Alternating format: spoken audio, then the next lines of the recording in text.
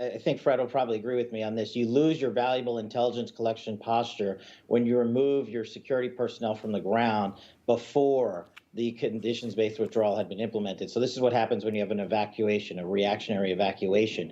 And this is what continues to happen when you politicize the intelligence apparatus. Having done drone strikes myself and having extensive familiarity with them, you know within 24 hours whether or not you hit the X. And what I think the Biden administration did was run around thumping their chest after 13 U.S. service members were killed just so they can make political headlines. And they held on to it for 2 weeks, and they drop it on a Friday night. As tragic as it is, the loss of life of children during a wartime effort, it's almost as tragic for them to be lying to us in this fashion. Fred, you've been in the room before. I'm curious, what kind of pressure was Joe Biden on to act here?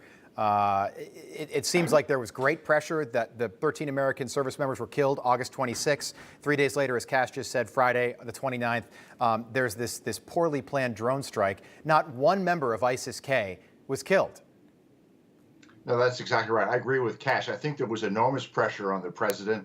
I suspect the White House said to the Pentagon, the president is flagging in the polls, go attack something in Afghanistan. Right. That has to be investigated, as well as did they lie about killing ISIS-K members?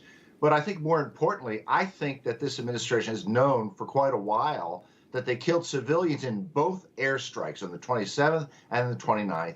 And I believe that has to be revealed. I think that the Kash is exactly right. The administration rolled out this bad news on a Friday afternoon. It sat on it because it wanted to limit the political damage to Joe Biden.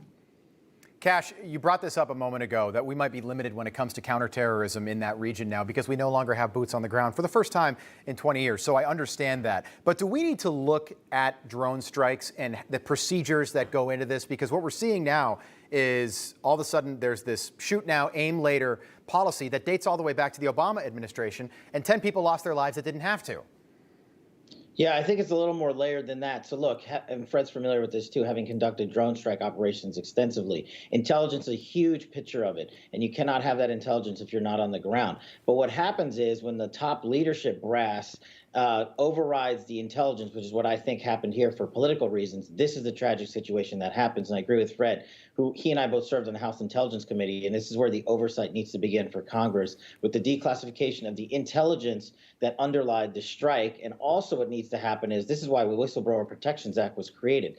Those individuals who are operating the ground level intelligence need to come forth to Congress and share with them whether or not they had the exactitude that was needed under the law, because it's a very high bar, and I don't think it was met here. Hey, I'm Rob Finnerty. Thanks for watching. If you enjoyed this video, please join the conversation in the comments below. Don't forget to subscribe, too. Hit the bell icon to be alerted to breaking news. And remember, there's a whole lot more on Newsmax TV, America's fastest growing cable news network. Newsmax TV, we're real news for real people.